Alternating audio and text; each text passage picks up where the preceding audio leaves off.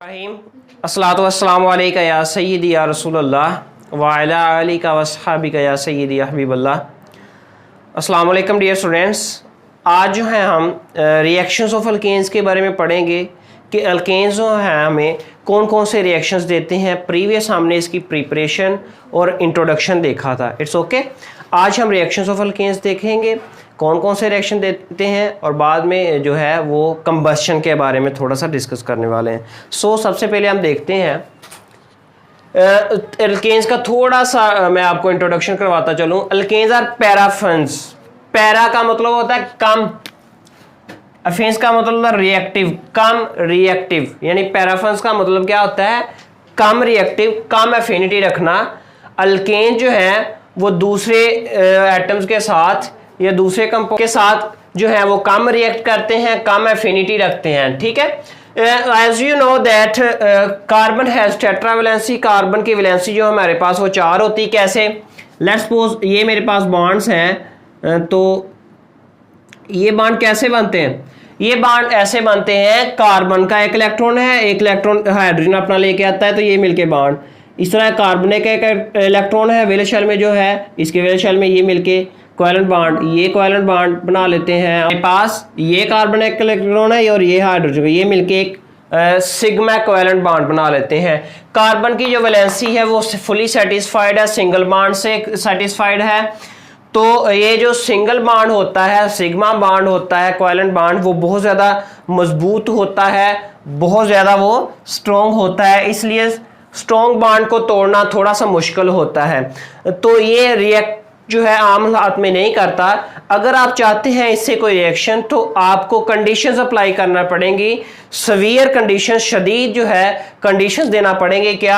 आपको टेम्परेचर ज़्यादा देना पड़ेगा, प्रेशर या सूटेबल कैटलिस्ट, या सनलाइट की मौजूदगी में भी अल्केन जो है वो सब्स्टिट्यूशन रिएक्शंस देते हैं। ये एडिशन रिएक्शंस नहीं देते। एडिशन रिएक्शंस वही देते हैं जिनमें पाई बॉन्ड होता है, क्योंकि पाई बॉन्ड जो है रिलेटिवली जो है वो वीक बॉन्ड होता है, वो इजीली ब्रेक हो जाता है, इसलिए अल्कीन जो है वो एडिशन रिएक्शंस दे देती हैं, जबकि अल्केन जो है ओनली गिव सब्स्टिट्यूशन रिएक्शंस, यानी तबादले के रिएक्शन देते हैं। तबादले का रिएक्शन का क्या मतलब है डियर स्टूडेंट्स? ये मतलब है कि अगर मेरे पास चेयर है, चेयर पे अगर कोई बंदा बैठा है तो मैं उससे रिप्लेसमेंट कर लेता हूँ, उसे उठा के खुद बैठ जाता हूँ, तो इसका मतलब है रिप्लेसमेंट, तबादले को हम सब्स्टिट्यूशन बोलते हैं। तो हमारे पास अल्केन्स कौन से रिएक्शंस देते हैं? तबादले के रिएक्शंस देते हैं। यही बात हमने डिस्कस की है। अब इनके रिएक्शन 2 तरह के होते हैं। नंबर 1 हैलोजिनेशन और नंबर 2 कंबस्शन। सबसे पहले हम हैलोजिनेशन के बारे में पढ़ेंगे। ये हमारा जो सारा है, अब हम हैलोजिनेशन के बारे में डिस्कस करते हैं। Introduction of halogen group into alkanes is called halogenation, यानी कि एडिशन और सब्स्टिट्यूशन। एडिशन ये कहेंगे आप, substitution of halogens into alkanes is termed as halogenation. ठीक है। तो हैलोजिनेशन, ये हैलोजन्स किसे बोलते हैं? ग्रुप 17 के एलिमेंट्स को हम हैलोजन्स बोलते हैं। डियर स्टूडेंट्स, हैलोजन्स हमें क्यों इनको बोलते हैं? ये एक लैटिन वर्ड है हैलोजन, जिसका मतलब है salt forming. Let's suppose I have Na+Cl, ये मिलके क्या बनाता है? Cl। देखें 17 ग्रुप के एलिमेंट क्लोरीन है, ये हैलोजन से बिलोंग रखता है। ये मेटल के साथ मिलके साल्ट बना देते हैं। इनकी साल्ट फॉर्मिंग प्रॉपर्टी की वजह से, कैरेक्टरिस्टिक की वजह से हम इन्हें जो है वो हैलोजन्स बोलते हैं। इट्स ओके, ये आपने हिंट याद रखना है। Fluorine, chlorine, bromine, iodine, astatine, ये सारे जो हैं हमारे पास हैलोजन्स से बिलोंग रखते हैं।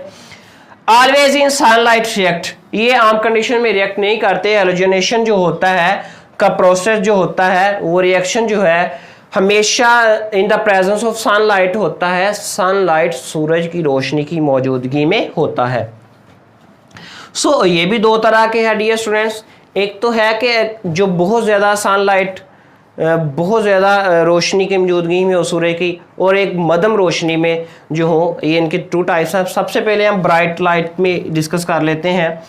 लेट आई हैव मीथेन, मेरे पास ये मीथेन है और ये मेरे पास 2 क्लोरीन के मॉलिक्यूल्स हैं, यानी कि 2Cl2।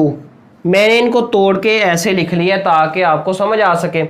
ये जो बॉन्ड टूटेगा, ये बॉन्ड ब्रेक होगा, ये ज़्यादा इलेक्ट्रॉन एक्टिव है क्लोरीन। जब सनलाइट बहुत ज़्यादा पड़ेगी तो इसका इलेक्ट्रॉन इसके पास, इसका इलेक्ट्रॉन इसके पास, इसका इलेक्ट्रॉन इसके पास, इसका इलेक्ट्रॉन इसके पास। It's okay. ऐसे डियर स्टूडेंट्स ये भी बॉन्ड ब्रेक होंगे और हाइड्रोजन का इलेक्ट्रॉन हाइड्रोजन के पास, इस हाइड्रोजन का इसके पास, इस हाइड्रोजन का इसके पास, इस हाइड्रोजन का इसके पास, और कार्बन के चारों इलेक्ट्रॉन उसके पास आ गए।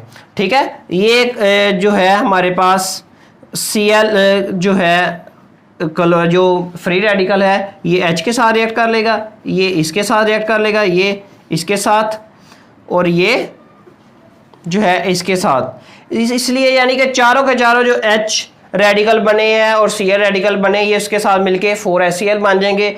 और ये जो हमारे पास कार्बन टेट्राक्लोराइड या सॉरी ओनली ऑन कार्बन हमारे पास जो है वो बाकी बच जाएगी। ठीक है, डायरेक्ट रिएक्शन से ये होता है हमारे पास। नेक्स्ट है डिफ्यूज सनलाइट। डिफ्यूज में ये डियर स्टूडेंट डायरेक्ट नहीं होता, ये स्टेप बाय स्टेप होता है। There are 4 steps in diffuse, यानी मध्यम सूर्य की रोशनी में हमारे पास 4 स्टेप्स होते हैं। वो कौन कौन से हैं? सबसे पहले हम देखते हैं, तबादला होता रहता है। एक मालिक्यूल पहले एक Cl रिप्लेस हो गया H के साथ, फिर दूसरा, फिर तीसरा, फिर चौथा, इस तरह होगा।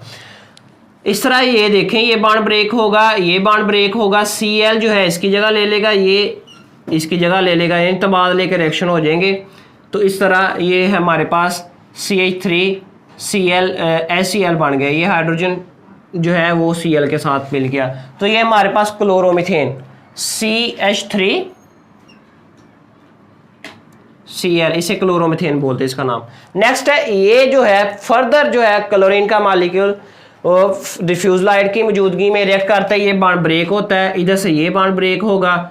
ठीक है, तो हमारे पास ये H जो Cl के साथ मिलके ये Cl H की जगह आ जाएगा, क्योंकि कार्बन की 4 वैलेंसी तो पूरी करनी है। तो ये हमारे पास डाइक्लोरोमीथेन बन जाएगा, ये पास हाइड्रोक्लोरिक एसिड आ जाएगा। नेक्स्ट यही फर्दर रिएक्ट करेगा, मॉलिक्यूल आएगा कोई, ये बॉन्ड ब्रेक होगा और हमारे पास जो है ये बॉन्ड ब्रेक होगा, ये Cl इसकी जगह आ जाएगा, ये H जो है इसकी जगह आ जाएगा।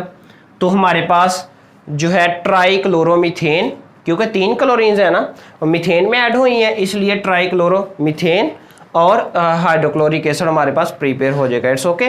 नेक्स्ट ये फर्दर क्लोरीन रिएक्ट करता है। नेक्स्ट स्टेप में अगर हम लगातार क्लोरीन देते जाएंगे तो 4 स्टेप में ये हो जाएगा रिएक्शन। तो ये बॉन्ड ब्रेक होगा, उधर से ये बॉन्ड ब्रेक होगा, इसका इलेक्ट्रॉन इसके पास, इसका इलेक्ट्रॉन इसके पास, इसका इलेक्ट्रॉन इसके पास, ये HCl के साथ मिलकर HCl बन गया और ये Cl इधर आ जाएगा कार्बन के साथ उसकी वैलेंसी पूरी करने के लिए। कार्बन टेट्राक्लोराइड, आपको पता है हम टेट्रा का वर्ड 4 के लिए बोलते हैं। अगर 4 क्लोरीन है इसका मतलब टेट्राक्लोराइड, कार्बन टेट्राक्लोराइड हमारे पास प्रीपेयर हो गया। So that was the halogenation. Next हम डियर स्टूडेंट कंबस्शन, इससे मैं आपको एक थोड़ा सा शेर वैसे सुना दूं। जलना तो चिरागों का मुकद्दर है अज़ल से, ये दिल के कमल हैं कि ना बुझे हैं ना जले हैं। यानी कि जलने के हवाले से मैंने आपको वैसे एक लुत्फ़अंदोज़ करने के लिए शेर सुना दिया। बच्चे कंबस्शन होता है जलना, हमारे घरों में भी जो कंबस्शन होती है ये उसी की एक मिसाल है। अगर तो एक्सेस ऑफ ऑक्सीजन हो, बहुत ज़्यादा ऑक्सीजन हो तब, और लिमिटेड ऑक्सीजन हो तब कैसी कंबस्शन होगी। ये 2 कंडीशंस हैं, 2 प्रोसेस हैं, हम 1 बाय 1 इनको डिस्कस करते हैं। अगर तो एक्सेस ऑक्सीजन हो, ये मेरे पास मीथेन है जो घरों में हमारे आती है गैस, उसमें 85% मीथेन होती है। तो जब ऑक्सीजन रिएक्ट करती है, एक्सेस ऑफ ऑक्सीजन के साथ जब मीथेन रिएक्ट करती है तो हमारे पास कार्बन डाइऑक्साइड, वाटर और हीट, ये हीट बहुत ज़्यादा होती है डियर स्टूडेंट्स, इन एक्सेस होती है।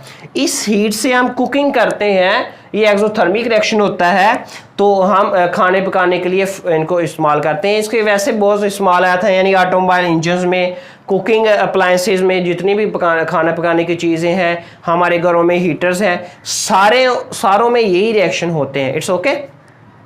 नेक्स्ट है when you have limited oxygen, जब लिमिटेड महदूद ऑक्सीजन हो फिर क्या होगा डियर स्टूडेंट्स। ये मेरे पास 3 मॉलिक्यूल्स ऑफ मीथेन है, ये 4 मॉलिक्यूल्स ऑफ ऑक्सीजन के साथ रिएक्ट करके 2 मॉलिक्यूल जो है वो कार्बन मोनोऑक्साइड बनाते हैं, कार्बन और 6 मॉलिक्यूल्स ऑफ वाटर। यानी कि जब भी आपके पास लिमिटेड सप्लाई ऑफ ऑक्सीजन होगी तो आपके पास कार्बन मोनोऑक्साइड बनेगी। ये आपने वेरी इंपॉर्टेंट एमसीक्यू याद रखना है। जब एक्सेस ऑफ ऑक्सीजन होगी तो कार्बन डाइऑक्साइड बनेगी, तो कार्बन डाइऑक्साइड बनेगी। जब लिमिटेड सप्लाई होगी तो कार्बन मोनोऑक्साइड है। ये डियर स्टूडेंट बहुत ज़्यादा खतरनाक है। आपने ना बहुत सारी खबरें सुनी होंगी, अक्सर आता रहता है न्यूज़ में कि सर्दियों में ज़्यादा वाक़यात होते हैं कि उन्होंने रात को जो है वो दम घुटने से इतने अफराद एक घर के मर गए और इतने मर गए। तो ये किस वजह से है, जब लिमिटेड सप्लाई, जो बहुत ज़्यादा उन्होंने हीटर जलाए रखे होते हैं कमरों में, जब हीटर जलाए रखे होते हैं तो कमरे की सारी ऑक्सीजन वो कंज्यूम हो जाती है। जब वो सारी ऑक्सीजन कंज्यूम हो जाती है तो होता क्या है, लेस ऑक्सीजन हो जाती है, कमरे में ऑक्सीजन की किल्लत हो जाती है, जिस कार्बन मोनोऑक्साइड भी जो है वो ऑक्सीजन हीमोग्लोबिन की ऑक्सीजन ले जाने की कैपेसिटी को कम करते हैं। और दूसरी बात यह है कि जब ऑक्सीजन कम हो जाती है तो हमें सांस लेने में दिक्कत आती है, हमें मुश्किल होती है, जिस वजह से जो है दम घुटने की वजह से जो है वो डेथ रेशो जो है बढ़ रही है। सो आपने क्या करना है, जब भी आपने सोने लगना है सर्दियों में हीटर जलाकर, तो आपने डियर स्टूडेंट्स अपने हीटर्स को बंद करके फिर सोना है, ताकि जो सारी ऑक्सीजन है, आप पहले अपने कमरे को हीट कर लें। ये नहीं मैं कह रहा आप सर्दी में मरें, नहीं, आप जो है वो उसको बंद करके हीट अप करके कमरे को बंद कर दें ताकि आप सेफ एंड साउंड रह सकें। थैंक यू, अल्लाह हाफिज़।